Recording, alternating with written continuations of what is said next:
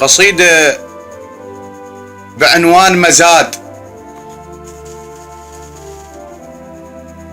وطن للبيع ياهو العند شراي، وطن للبيع ياهو العند شراي، هدية يتام وياهو أرامل، هيج الساسة صاحوا بالمزادات، بيع بنص سعر مو سعر كامل،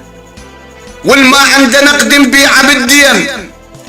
كبير القاع للي يزرع قنابل، اخذ نهرين منه وبيع حضارات، نفط كبريت اخذ والشعب جاهل، زرعنا الموت بلواح المساكين وسقينا وبالنجف طلعت سنابل. حدوده بلا حدود ولا رسومات، انطش ما يعجبك من تجامل،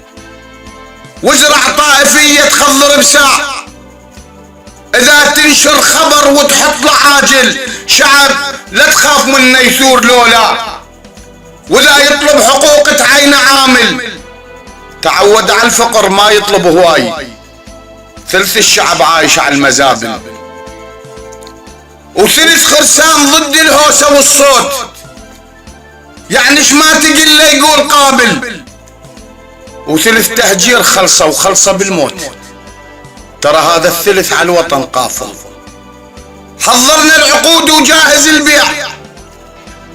ما نطلب على الشراي كافل، وطن خلص حياة انجاز بانجاز، معروف بوسط كل المحافل، والخضراء إلك، الخضراء إلك، حط عرشك هناك وامنع كل شي بس خلي النوافل،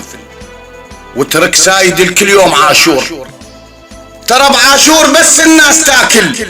مشي واعلام هوسات واهازيج، كل ظنهم يضوجون العواذل، والهيهات الهيهات ظلت كلمة تنقال، ترى عليها كذب ما حد يقاتل، ترى عليها كذب ما حد يقاتل.